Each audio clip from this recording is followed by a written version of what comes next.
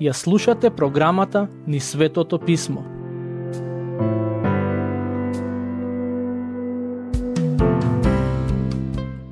Драги пријатели, денес ќе ги обработиме псалмите 36 до 38 и верувам дека барем за некој од вас ова ќе биде корисно проучување. Без да давам вовед, ќе почнеме со читање и обработка на псалм 36. Доколку имате Библија со себе, ќе ве замолам да ја отворите на тоа место и да читате заедно со мене. Стих 1. Гревот му зборува на грешникот, длабоко во неговото срце. Нема страв Божи пред очите негови. Во Септуагинтата тоа е превод на Стариот Завет на старогрчки јазик, кој е направен уште пред да се отелотвори Христос. Првиот дел од овој стих гласи вака: Изопачениот го слуша гласот на беззаконието во своето срце. Некој можеби ќе праша, зашто станува збор? Ова се однесува на нашата стара грешна природа, која ни е наследена од Адам. Во Евангелие според Матеј, глава 15, стих 19, Господ Исус вели: зашто од срцето излегуваат лоши помисли, убиства, прелюбодејства, блудства, кражби, лажни сведоштва, хули. Зборовите на Давид и на Господ Исус всушност ја опишуваат вистинската состојба на секој непокајан грешник. Пред очите негови нема страв Божи. Апостолот Павле се повикува на овие зборови во Римјаните, глава 3, стих 18. Давид ни дава увид во срцето на изопачените и грешните луѓе, и тоа представува еден вид на духовна диагноза. Таквите луѓе се водат според тоа што нив им е логично и правилно во моментот. Не размислуваат за Господ, ниту пак се прашуваат што тој сака.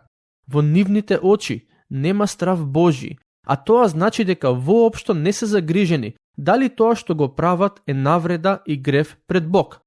Секој човек има две опции во однос на тоа како ќе го живее животот. Или ќе се води според сопствените мислења, чувства и интуиција, или ќе му дозволи на Светиот Дух да го води.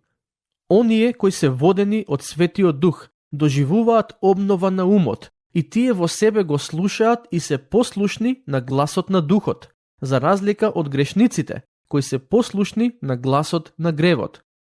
Стих 2. Зашто тој самиот на себе си ласка, место да го увиди своето беззаконие и да го намрази.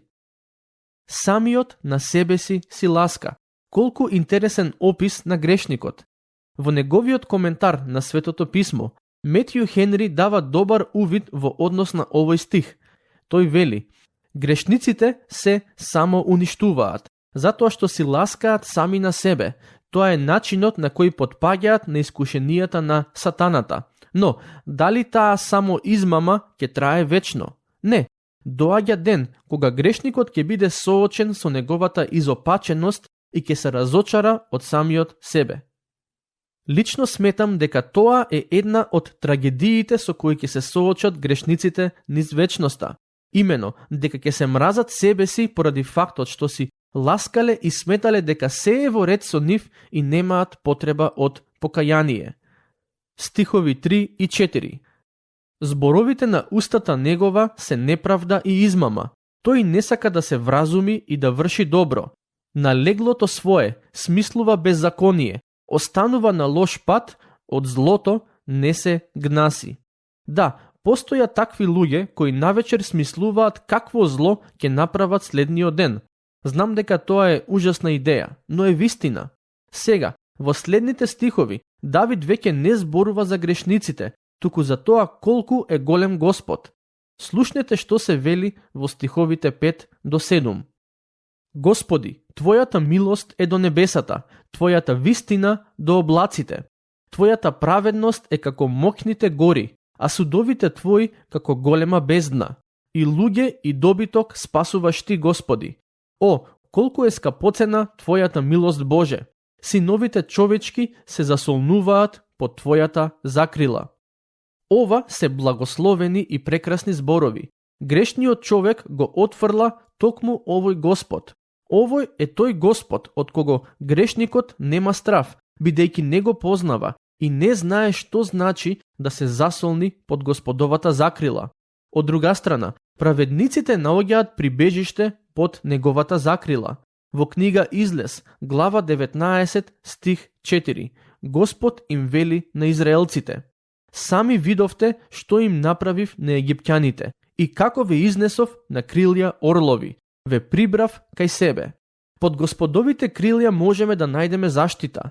Таму има сигурност, одмор и таму е топлината на неговата љубов. Во Евангелие според Матеј, глава 23, стих 37, Господ Исус вели: Ерусалиме, Ерусалиме, што ги убиваш пророците и со камења ги засипуваш испратените кај тебе. Колку пати сакав да ги соберам чедата твои, како квачката што ги собира пилињата свој под крилјата, а вие не сакавте. На нас останува дали ќе го прифатиме овој Господ или ќе живееме без стравопочит кон Него. Стихови 11 и 12. Нека не ме гази ногата горда и раката на грешникот да не ме гони. Таму паднаа оние што вршат беззаконие, соборени се и не можат веќе да станат. Давид за момент се навраќа на својата ситуација и непријателите околу него.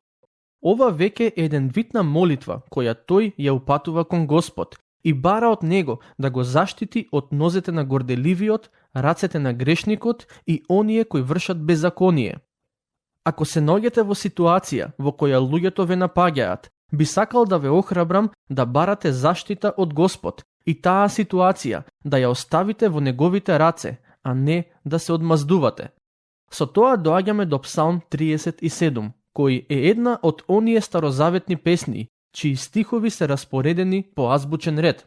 Се разбира, тоа се однесува на еврејскиот текст, но поентата е дека секој нов стих започнува со нова буква од еврејската азбука, и тоа редоследно.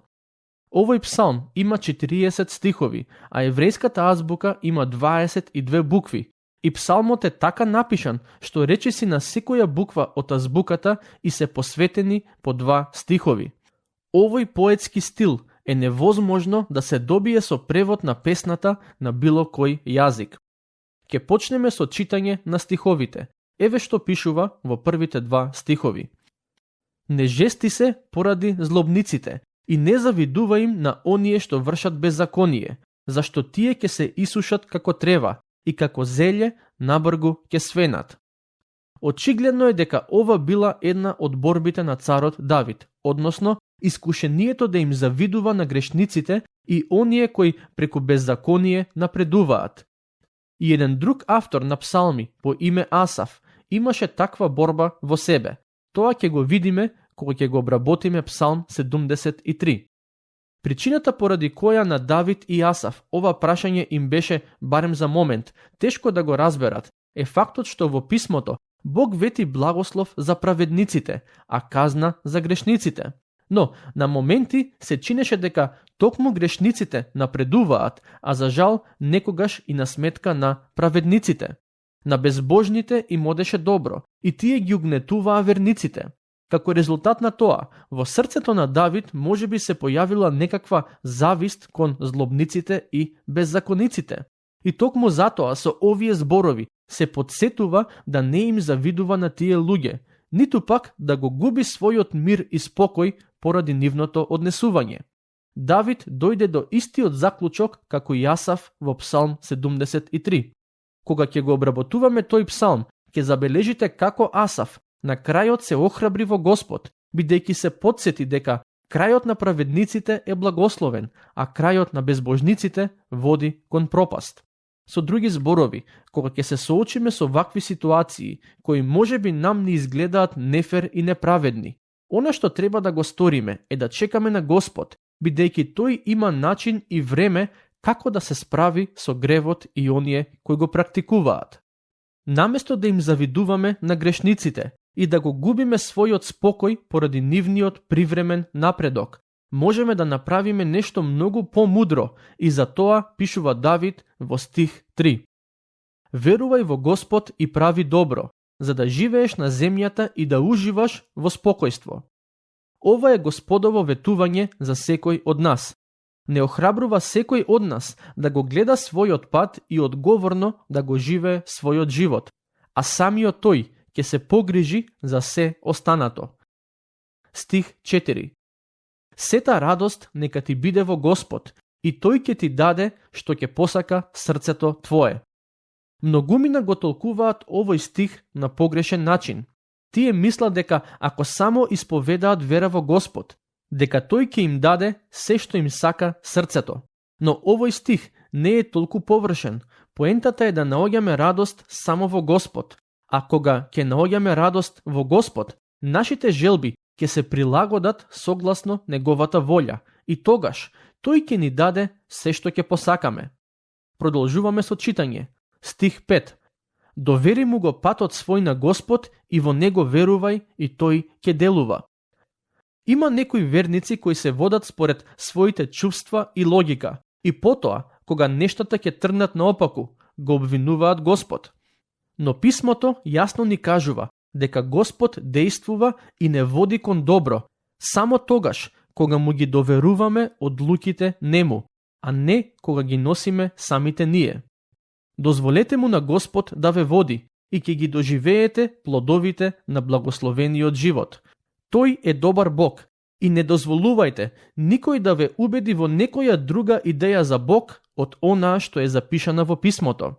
Светот и сатаната ќе се обидат да ви го представат Бог како лош тиранин, кој сака да се изживува врз луѓето, но тоа е опасна лага. Бог те сака и сака да те води и благослови. Стих 7.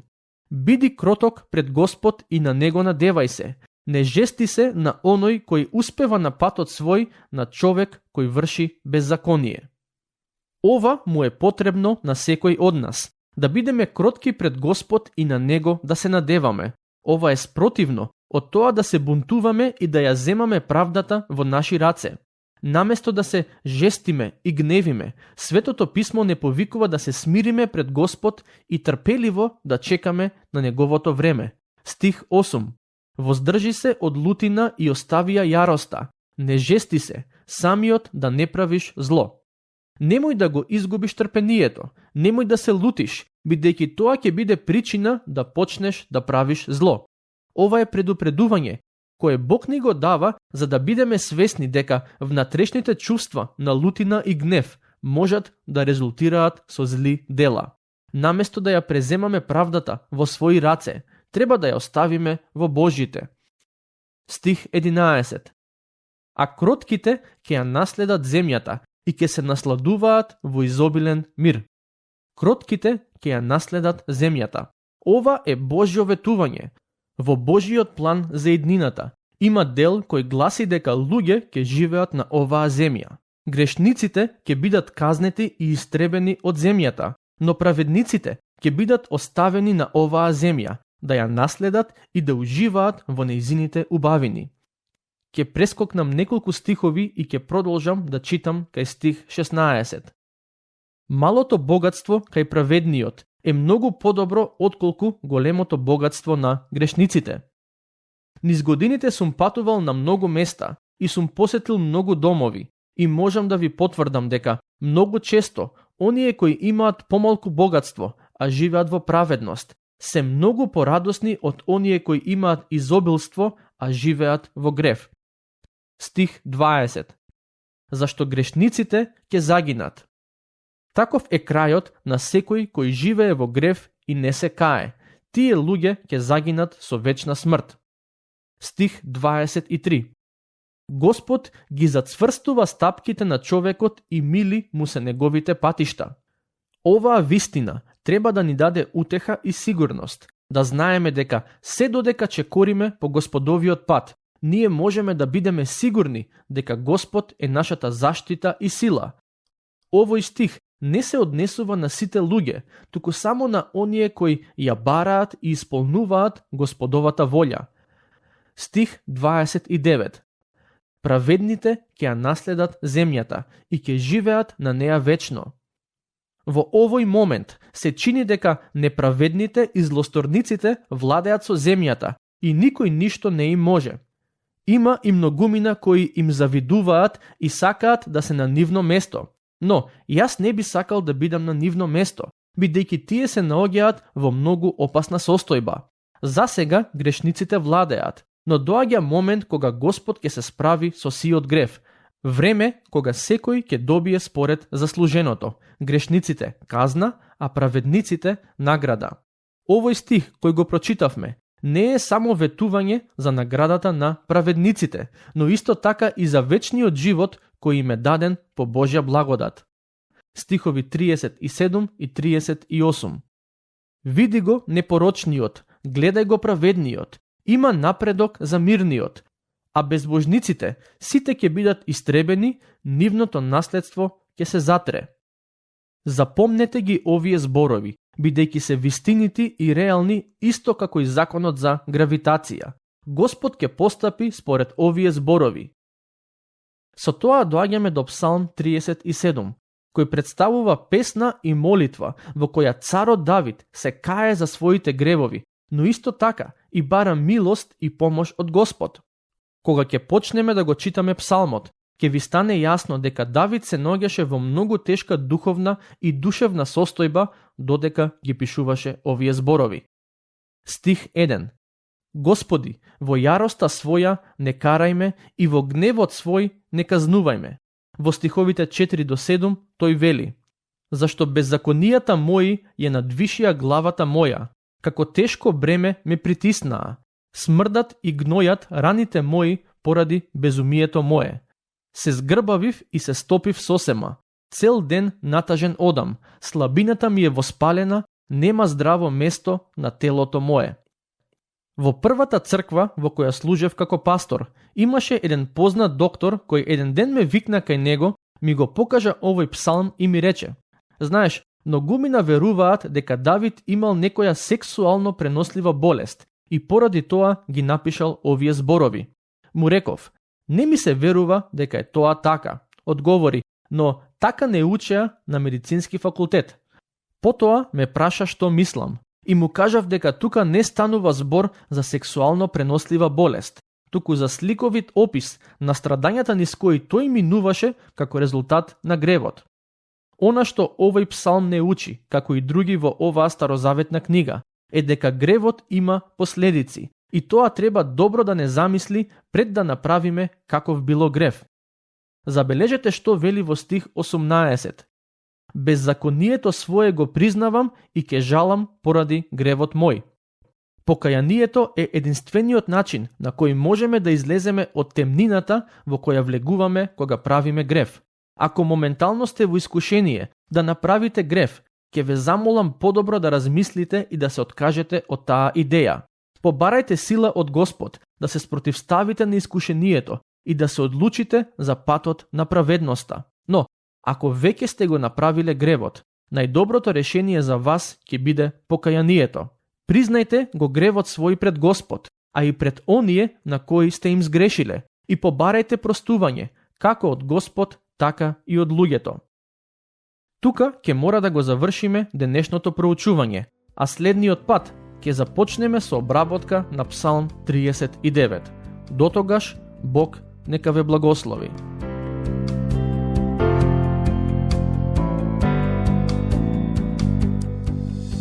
Слушнавте епизода од програмата Низ Светото Писмо. Можете да не слушате и преку мобилна апликација на нашиот YouTube канал и на подкаст платформите како што се Apple и Spotify. Ако ви се допаѓаат нашите епизоди, споделете ги и препорачајте ги на вашите пријатели. Бидете слободни да ни оставите свој коментар или да ни пишете на нашата имейл адреса nizsvetotopисmo@gmail.com. Следете ги нашите страни Низ Светото Писмо на Facebook и Instagram. Епизодите од оваа серија можете да ги најдете и на нашата веб страна ttb.twr.org.